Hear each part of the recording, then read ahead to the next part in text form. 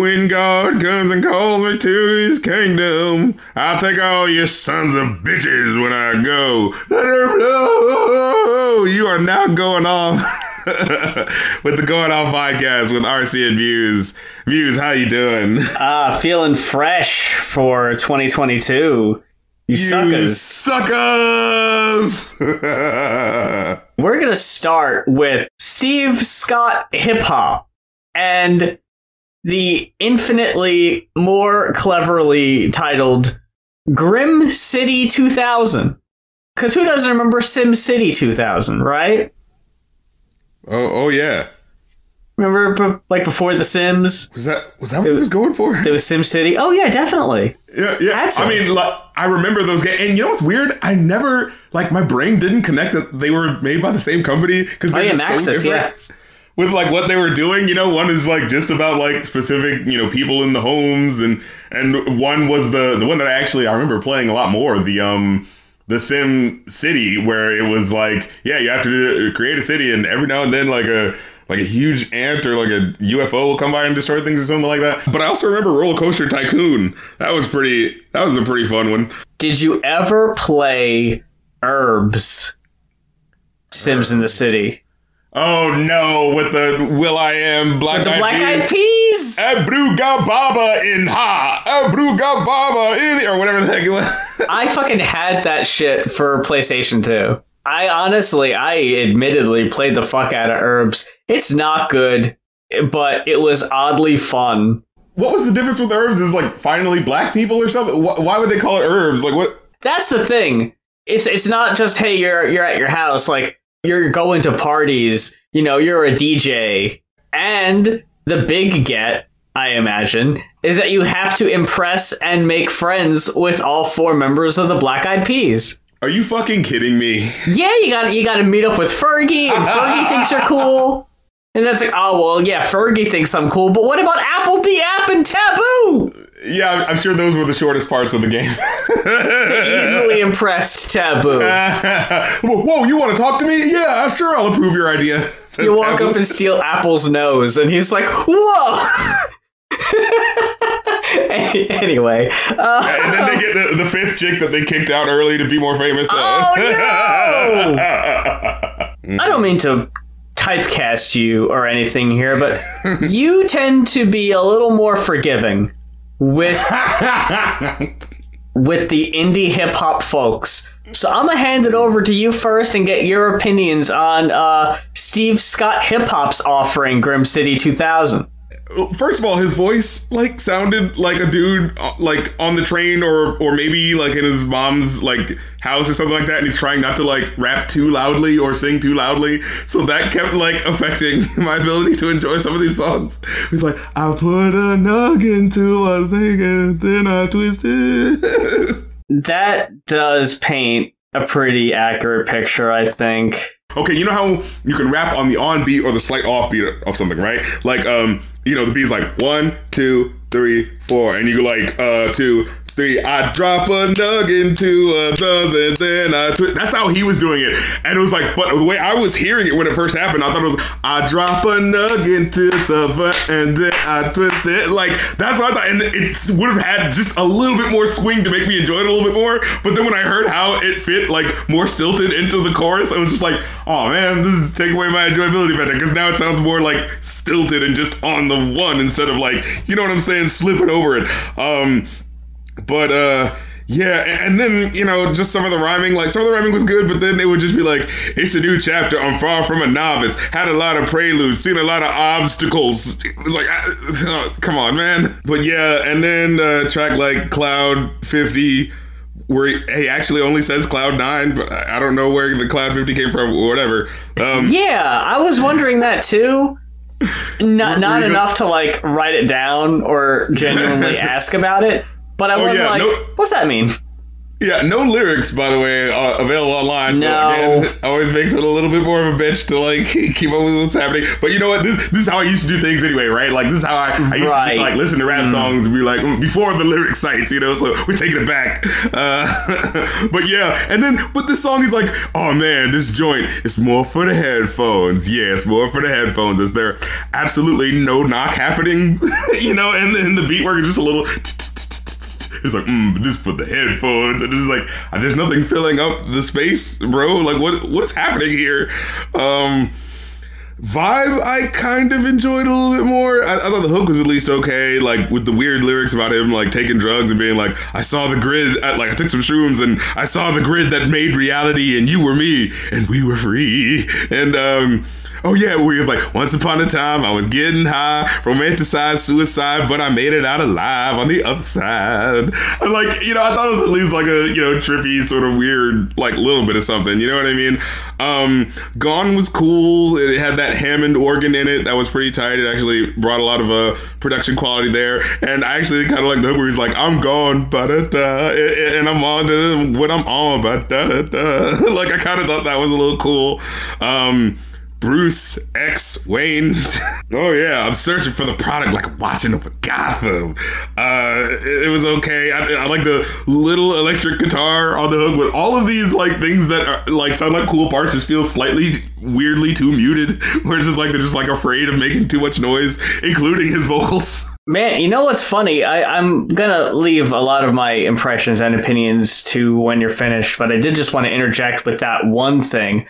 I thought he was too present in the mix. I thought he was way too upfront, and I wouldn't have minded if the instrumental was a little louder. I can get what you're saying in that regard. I guess it was just the fact of the affectation of how he was rapping that made it feel that way for me. In fact, like a lot of times he would be warbly in the tone, and when he's like doubling himself on the mixes where like you can tell like the tones of the notes aren't matching, where it's just like, you know. I feel like Martyrdom was probably the strongest one just because it was purposely being like kind of soft with the tone and what was happening, and like the ending kind of just had him just doing the hook by himself, like a cappella. So it was like, okay, that kind of fit together. Like, I don't really know what it was about, but all of them were falling to the martyrdom. So, you know, whatever that's worth, you know what I mean? What did you think? I didn't like it. Steve Scott Hiphop did show promise. Sure. And I did, on more tracks than not, like his flow. There are some times, though, where I feel like he loses it entirely and gets lost in the sauce, starts tripping over himself, gets a little clunky. My biggest complaint is the singing. Yeah. That's gotta go. Yeah. It's not good, and you do it on way too many songs that I just don't think need them, or at least don't need you singing them. That's kind of where, like, maybe if you got like a sample, maybe, or if you got someone else that can do it. But yeah, I thought his flow of the rapping was okay enough. The singing wasn't it for me at all. I wasn't here for that. I didn't think that sounded very good at all.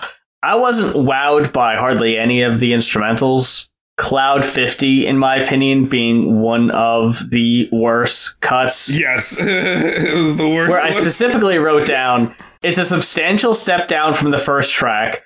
The instrumental is not good at all. I thought the second verse fell apart. That whole bit about the headphones. There's nothing happening to make you go like, oh yeah, you can hear how it's for the headphones. You hear the deepness of the bass. Sounds like it's more for the... I didn't think there was a lot of personality here, so when the song like Bruce X Wayne, I thought that was so boring, and the beat was like nothing, so when the lyrics end and the beat goes on for like a whole nother minute, it's like, what's the point? Yeah. Like, this beat isn't anything impressive. Why am I hearing it for so long? And a big complaint I have, and I understand that this is an easy trap you could fall into as someone who's new at it, getting to regardless. I have a pet peeve about baseless brags. I'm gonna be legendary. It's like, what on this specifically would lead me to believe, oh yeah, we're going to be talking about. And again, like, this is very basic. That name is not memorable at all. I mean, Steve Scott Hiphop. As a rapper, you got to talk yourself up, but there comes a certain point where, like, yeah, the kayfabe breaks when it's kind of obvious, like the quality.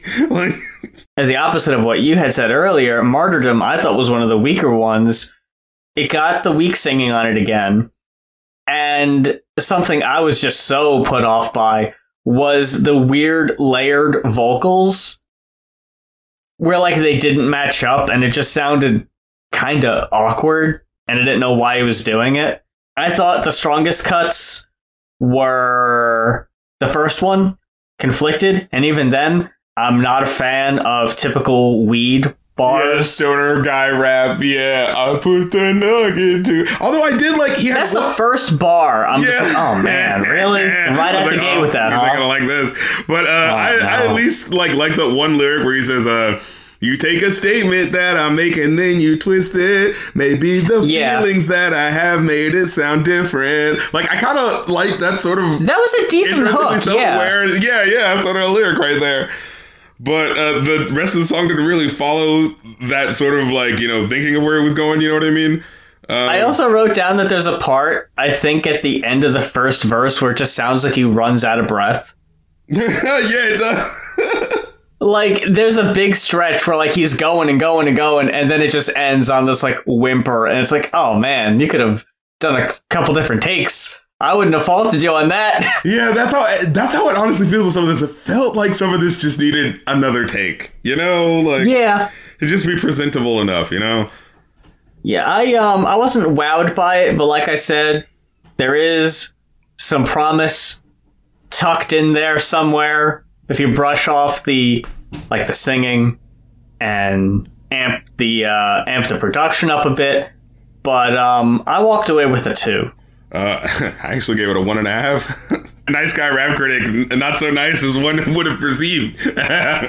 Moving on to a request by Olivia Smith, requesting Sufjan Stevens, Carrie and Lowell. Sufjan Stevens, I've been casually checking out for the past few months, listening to a couple different albums, none of which sound like this. Very eclectic in the discography. So, like, I listened to one that was more electronic.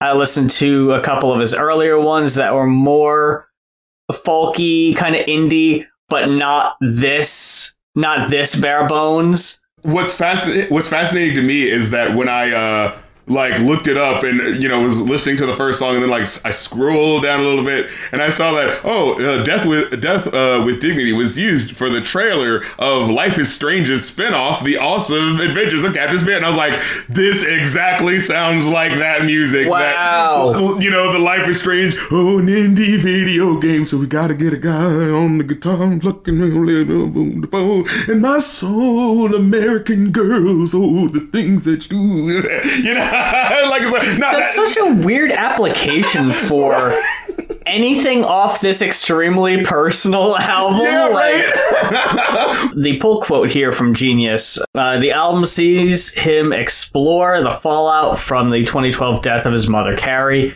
and the relationship between Stevens and Carrie's second husband, Lowell, who helped Stevens found his record label.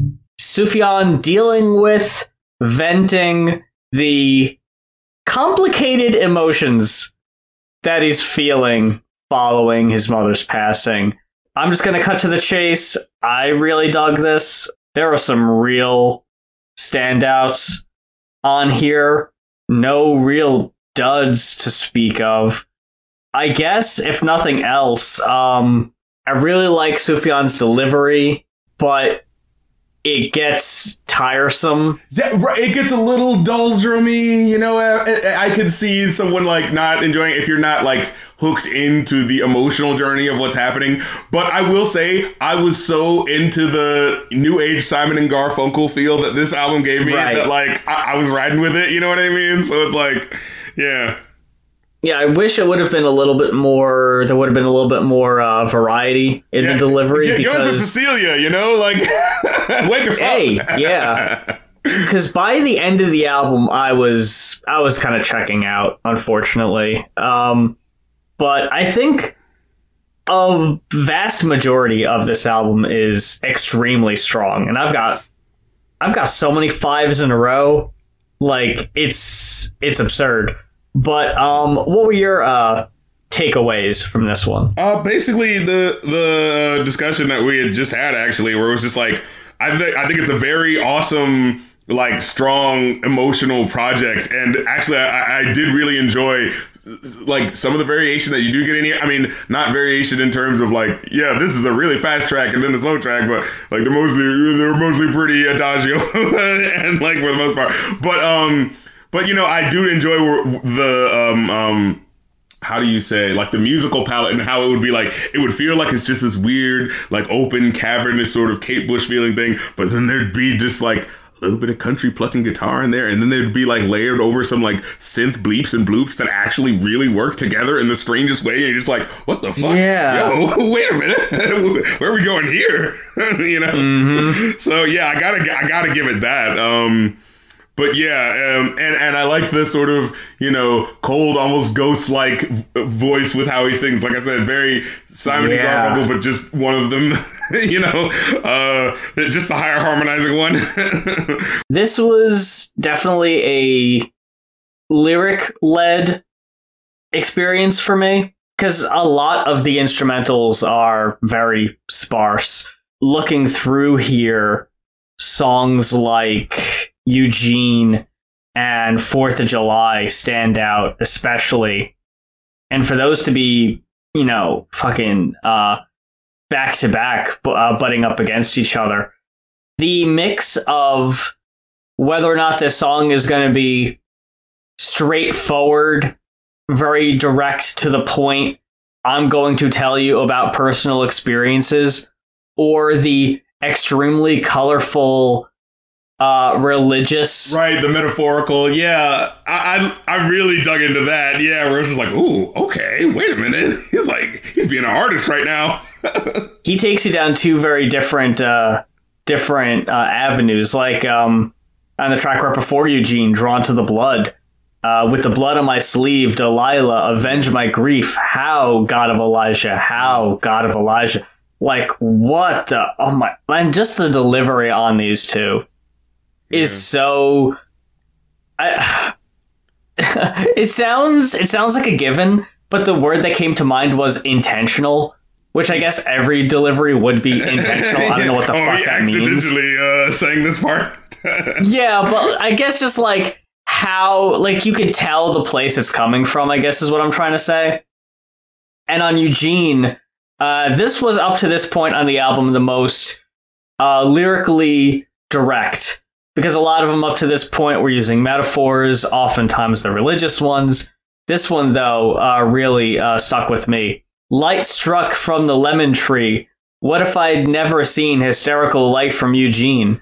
Lemon yogurt. Remember I pulled at your shirt. I dropped the ashtray on the floor. I just wanted to be near you. Like, ugh. God damn, dude. So many of these just like really cut to the fucking center of you. But that is not to say, or that is not to leave out, rather, the aforementioned duality of the emotions here. Because there is a great sense of loss and dealing with that, but there is oftentimes a lot of resentment, and that comes through. Oh my goodness, yeah, and it was one of those things where it was like, as I was listening to it, was like, it does feel weirdly ambiguous, because he's not just like all the way in love with his mom and just thinking about her. Absolutely, there's a lot of direct questioning of like, wait, am I over, like, you know, praising the, like, him actively saying that, where it's just like, am I just thinking too much of you just because you're gone right now? Like, just that emotion openly being said in this way that feels so like directly irreverent, despite the, you know, downtonedness of the music. Like, there's some lyrics here that really like push out at you, where you're like, whoa, for someone singing so, like, you know, Bon Iver, like, he's like, that's like weirdly direct there. I just wanted to point out just the beginning really quick, because that melody of the first song is so fucking good. Spirit of my silence, I can hear you, but I'm afraid to be near you. you, and I don't know where to begin. You know, like, oh, the ghostly faded harmonies of that. And then at the end, the like after the end of the song, you just hear the little bit of a hint of a country slide guitar. And I remember being like, what's it's like you just ended with, oh, and we could be going somewhere a little here throughout the album, you know? You never know. And then, so the lyric in Should've Known Better, where he goes like, when I was three, maybe 4, she left us at that video store. And I remember that being like, wait, what the fuck? Like, wait, who left? Yeah. Wait, his mom left him at a video? Wait a minute. And then later on, I see on this album where it's just like, apparently his mom abandoned him at a young age only to come back into his life, like right before she had gotten cancer or something to that effect. And it was like, oh, that is a little rough. Oh, goddamn. So there's a lot of working his way through the emotions right in front of your eyes. It's very fascinating. Well, it's like it's that crazy feeling when you feel like, did you work on this song, or is this song all happening in real time to me as it's coming out? You know what I mean? Exactly. Am I just seeing this happen? Like, should I be seeing this? It feels a little. Do you need a minute? Almost too raw. But our artists bleed for us. You know what I mean? So it's like I'm all about it to a certain extent. You know what I mean? And it was all of me wants all of you. That was the lyric. That was the song where he goes like, "Shall we beat this or celebrate it? You're not the one to talk things through. You check your texts while I masturbated." Menelik. I remember hearing that. Like that lyric just was the first one that really threw me off, because I was like, wait, this is supposed to be like soulful indie boy. Like what's all this talk about masturbation? That's not supposed to be in one of these songs, you know? There's one song, I forget which, but it was like basically like implying like, are you the angel we make you out to be, kind of. Like, whoa. Whoa. And, like, oh my geez. God. And just on the hook where he's like, revelation may come true, and then all of me wants all of you. But then he says, now all of me thinks less of you. You know? Just like little things where you're just like, is that how I felt? Wait a minute. You know? Yeah, definitely made me, fucking John Legend, eat your heart out. Fucking all of me wants all of you. Like, that can fucking kick rocks. This is the shit right here. Yeah, this is the complex emotion that you need, you know? Oh my God. Yeah, really lays it out. Oh, and 4th of July, I really enjoyed when you hear the ethereal block chords sort of like lightly chiming in, the ambient noise that you hear in the background. And then like after each line, I think it's in the second verse, like after every line, like he'll lay it out for a bit, and then you'll hear this ominous deep buzzing. Like you're like, sitting at the bed with the halo at your head, was it all a disguise like junior high? I was like, whoa, what the fuck? That was the one I was thinking about. Yeah. Oof, God. Sounds like the fucking aliens from that, what was that movie, Projection or Visitation, or the thing with the slotted circle where it looks like a squid made it or something, you know? Like time is a circle or something. No, God, no. Get out of my face. Jonathan, get the fuck out of here. I honestly haven't seen that many movies, so. No, it was some movie that came out recently, it was like Visitors or something like that. Where, you know what I'm trying to say, right? The audience out there knows. Yeah, of course. I'm just gonna say, yeah. You're gonna figure out the movie Visitors. Like, I knew all along. I have quoted from 4th of July the, shall we look at the moon, my little loon, why do you cry? Make the most of your life while it's still rife, while it is light. Will you do enough talk, my little hawk, why do you cry? Tell me, what do you learn from the Tillamook burn or the 4th of July? We're all gonna die. We're all gonna die. Just repeating that. Oh man, it was one of those things where it's like, okay, yeah, that's the lyric. You know, like darkness. Yeah, you've got to be that. And then as it just keeps going, we're all gonna die. It's just like, okay, just stop making me think about it. Like, stop. That's definitely one of the like, should I leave you alone for a minute? Yeah. I wrote down from The Only Thing too. The should I tear my eyes out now? Everything I see returns to you somehow. Should I tear my heart out now? Everything I feel returns to you somehow. I want to save you from your sorrow. Trigger warning for suicidality here. But I know exactly what you're talking about. The only thing that keeps me from driving this car, half light, jackknife into the canyon at night. signs and wonders, Perseus aligned with the skull. Like, just like the only thing that's keeping me from killing myself is I just looked up at the beauty of the stars and I was just thinking about that and just hoping it makes me not think about anything else, you know? And it's like, oh man, the only thing that keeps me from cutting my arm, crosshatch, warm bath, Holiday Inn after dark, signs and wonders, water stained writing the wall, Daniel's message, blood of the moon on us all. Just like, oh, it's just so pulling you in asunder into this dark fucking emotions, man. Oddly enough, I thought the title track, Carrie and Lowell, was like unprecedentedly upbeat. Yeah, you hear the plickety plucking of the country blues guitar, you know? It definitely didn't last long, but it started out more upbeat, you know? It was just like, huh. And I really I didn't expect this. And I really like the spiraling up melody you hear right at the drunk as a horsefly, climbing the mattress pad. Like, right that part, every time that came in, that was just like a sweet little, yeah. That was that Pasha meme from fucking the movie with the llama. You know, just the, ooh, yes. What was that fucking movie? Not The King and I. That fucking... Emperor's New Groove. Yeah, Emperor's New Groove. It was that Pasha meme, just the, oh, yes. That's just what I need in this indie, you know, music. That little twist up of the melody. Oh, this is hitting the playlist right now. This has made it onto the playlist just through that. Now, this is the point where I'm kind of like, I kind of drop off a little bit. Yeah, you know, I get it. The last few cuts are okay, but they are nothing compared to how this album starts. And it starts to feel a little samey, like in the shadow of what has already happened, right? Like, yeah, definitely. I came away with a 4. I gave it a 4.5.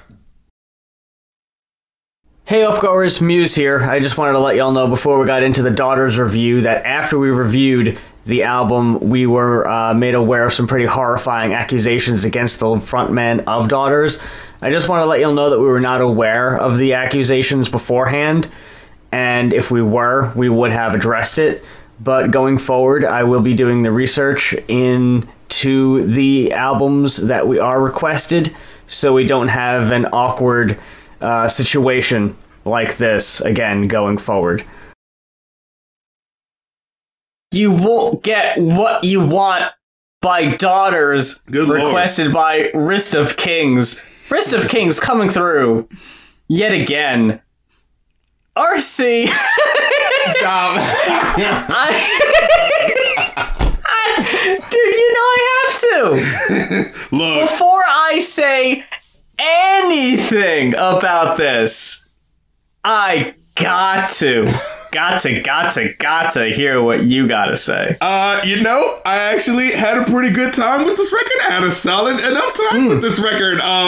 Cool. I think it might have been like the blaring organic drums juxtaposed against the synthy weird shit that would just come in every now and then and just punctuate moments where we're just this is making this hit in a weird way. And then just the fact that the guy who's the main singer, it's more like he's doing a fucking slam poetry thing, which just hits different. Yeah. It just hits with a different type of energy. We're just where the fuck are you going? I'm going along with it. I don't know where the fuck where the fuck are you taking me? I didn't say slow down. I'm just asking. You know, I just want to know. Yeah, but it starts off with a very where it's just we're just going really simple, and then all of a sudden the fucking he comes in. The city is an empty glass. Words do nothing. No one sleeps. The city is an empty glass. Shops are closed. There is nothing. And it's one of those things where it's just oh, what year did this come out? Oh, before the pandemic? Interesting. Oh. The only thing I knew about this album was that I remember that Fantano gave it a 10. Hot damn.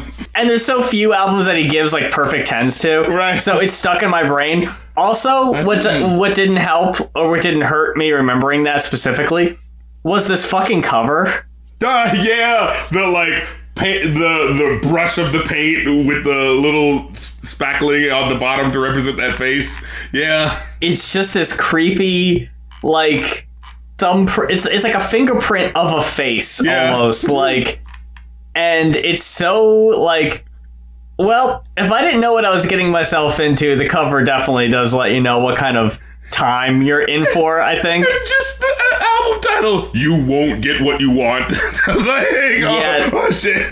No, throw away your expectations now. It's not going to be what you want.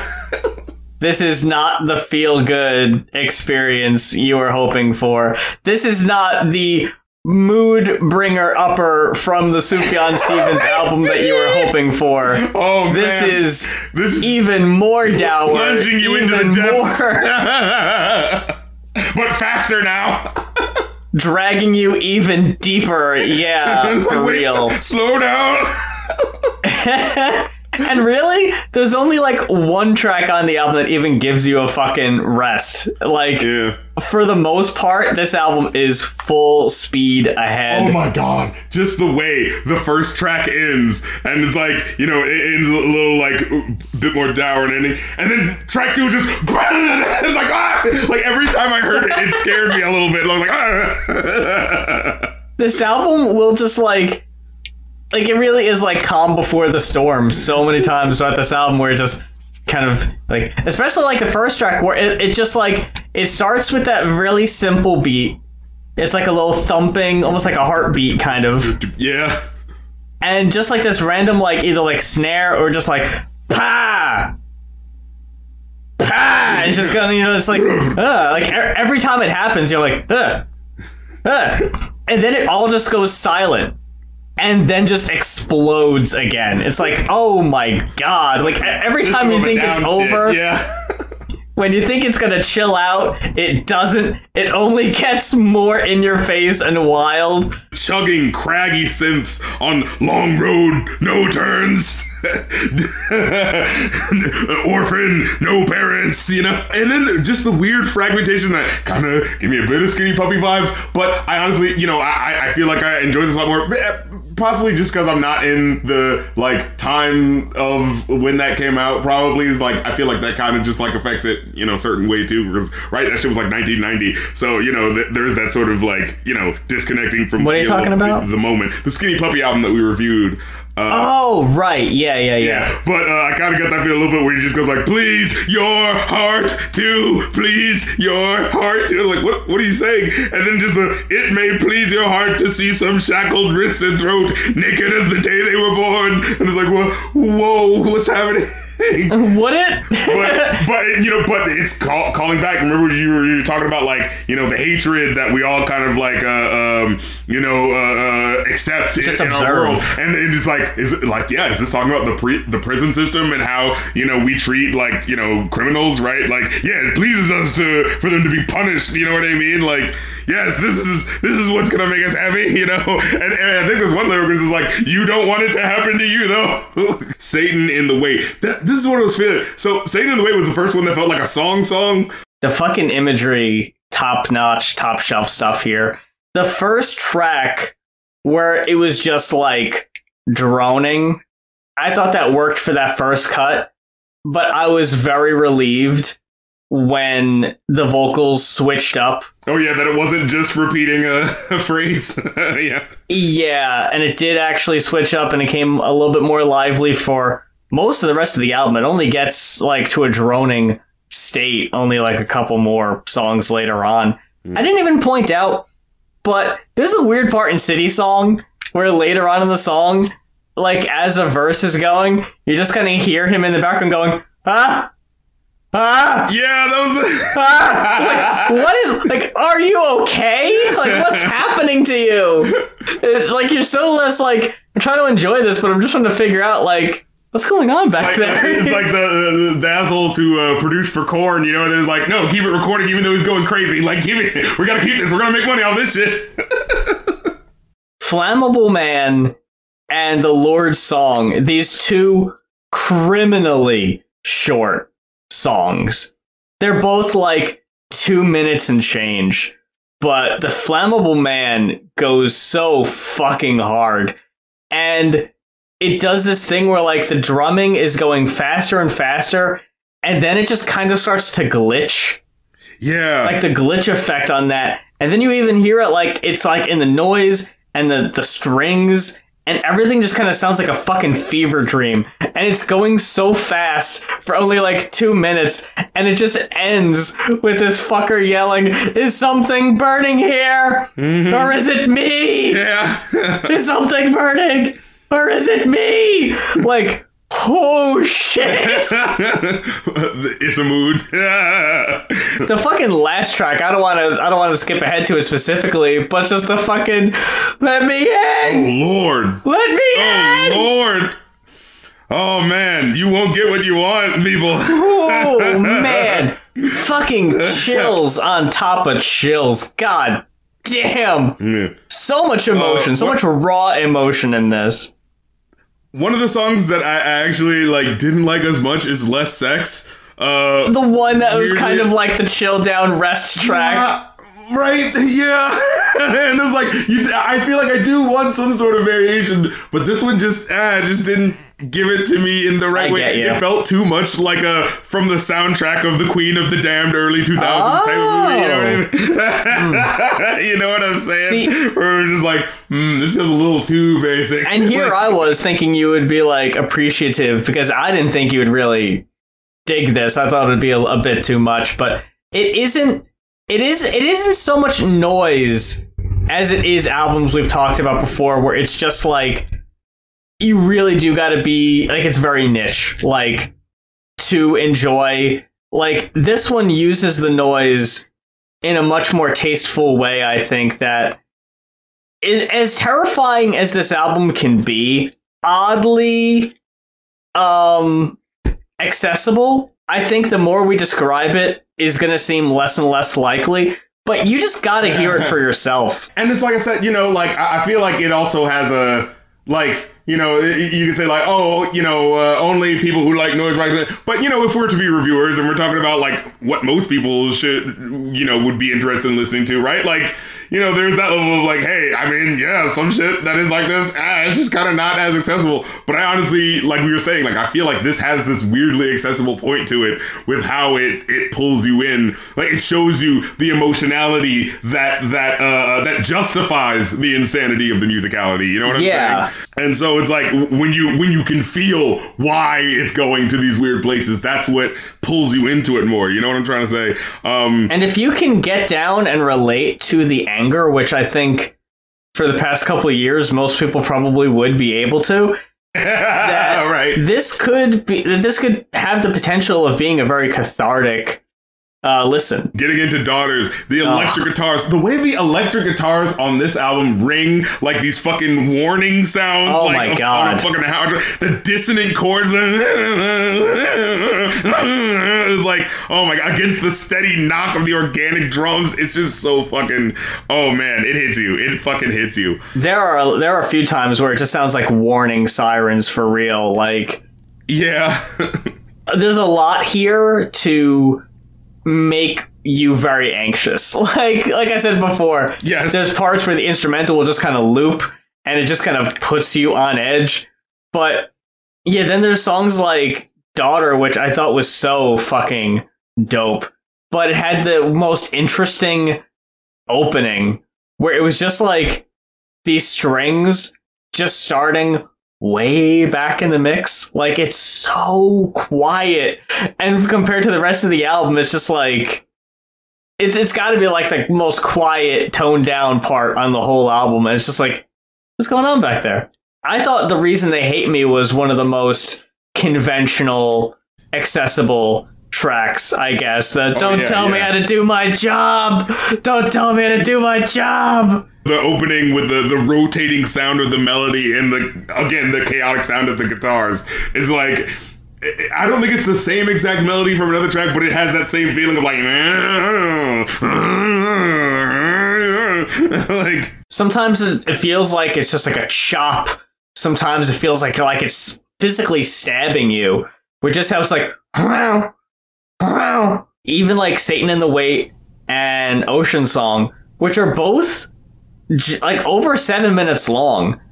I'm fine with it. Like, I didn't even notice. They do not feel it, man. Like, either they switch up enough that you don't really even notice it's the same song, which I know happens a couple times, where it's like, is this still the same track? I know the first track does that, where it's like starts and stops like 2 times, and you don't even realize you're listening to the same song until like, oh yeah, that drum beat is kind of familiar. I think I'm still listening to the first track. Otherwise, it's just like you're going in so many different places. But Ocean Song, I have written down as a very tongue-in-cheek, sarcastic joke. Typical song about wanting more out of life. Oh, this is his Disney fucking I want song. Oh, I have everything, but I want more. I know I want to be where the people are. I'm the Disney princess. I've got everything, but something tells me to just walk into the fucking ocean. Like, what? Just run. Run. Well, see, I wasn't necessarily sure. I thought the idea is that he was in the ocean and trying to see if there's more beyond like the waves of the doldrums of his life. Like that's what I was kind of getting from it. But like it was a metaphor, and that this is what he was running away from. You know what I'm saying? Yeah, I think he was running from land just into the fucking water. Because like they kind of make it ambiguous as to like directly what he is doing, Yeah. Like it's just like he is running, but it's not really like they give you all the description of him like in the act of running, but they're not giving you like a destination, Man, and the aforementioned outro is just like no resolve, no comfort, no exit. It's as hectic and as chaotic as you've come to expect, if not more so.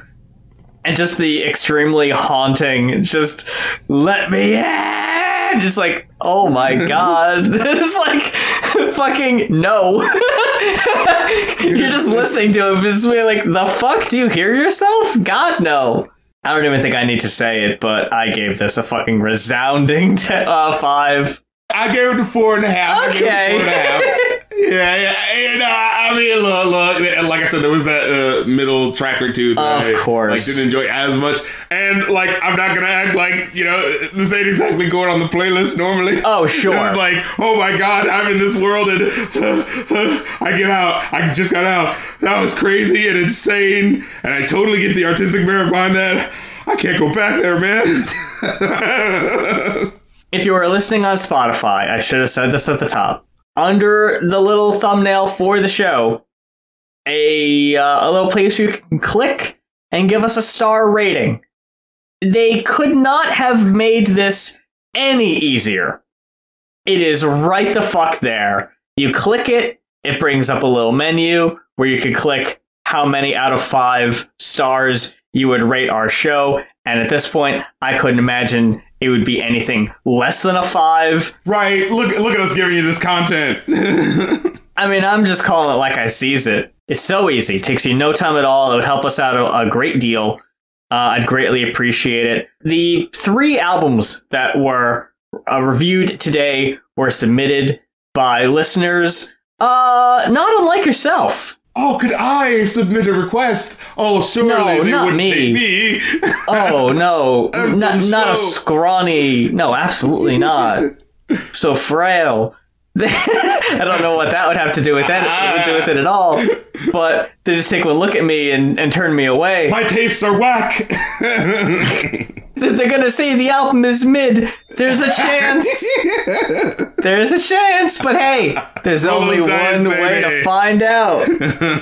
You gotta head over to our Ko-fi. That is ko-fi.com/goinoff. That's GOINOFF.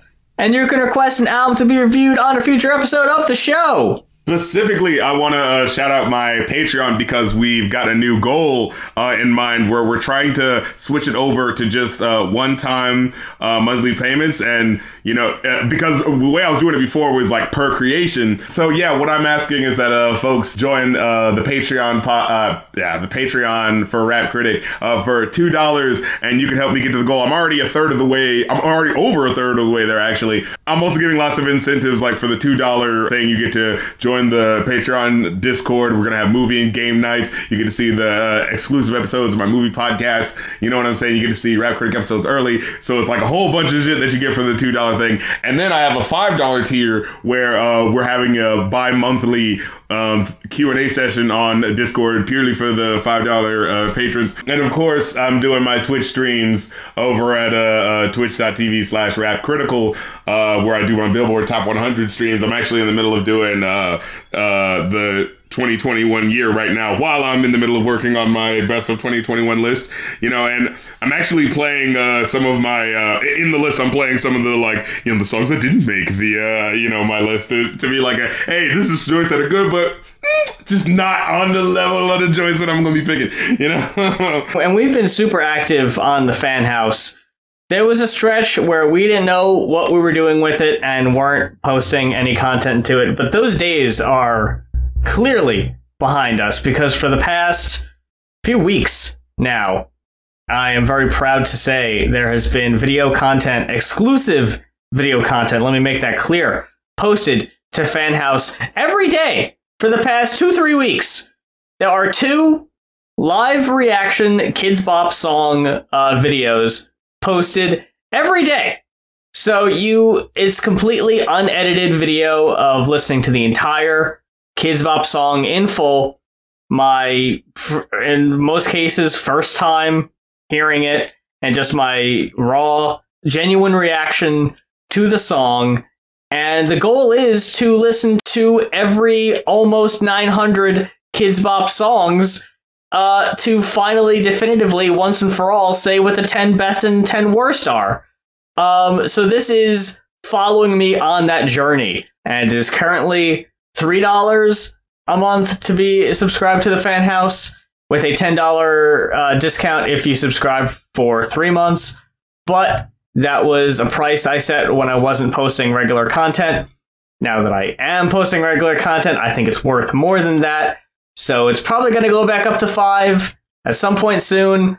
But if you want to get in at the $3 level and not have to worry about it, go ahead, subscribe for 3 months at the $3 level, so you don't got to worry about that price increase for a little while, and enjoy the videos that have been posted so far, and enjoy, like I said, 2 new videos every afternoon. Oh, and I actually uploaded a Christmas song. I know it's afterwards now, but it's just a fun extra thing to be like, hey, thanks for being fans. I uploaded this song where I sang like a Nat King Cole song, but I parodied a Nat King Cole song that wasn't about Christmas to make it about Christmas. Which song? Well, you'll have to become a patron to listen, but it's only that $2 mark. You know what I'm saying? Help your boy get up to that $750 and then to $1,000 and then to the $1,500, so we can just do it a one-time, joint. You know what I'm saying? But until next time, for Going Off, I'm Muse. And I'm the Rap Critic, and bam, bam, there's something I've been meaning to tell you about the podcast on the edge of the net. Bam, bam, no one should ever listen. You know it's bad, bad, bad. It gets worse every new year, but man, the fucking co-hosts are rad. Oh yeah, bam, bam.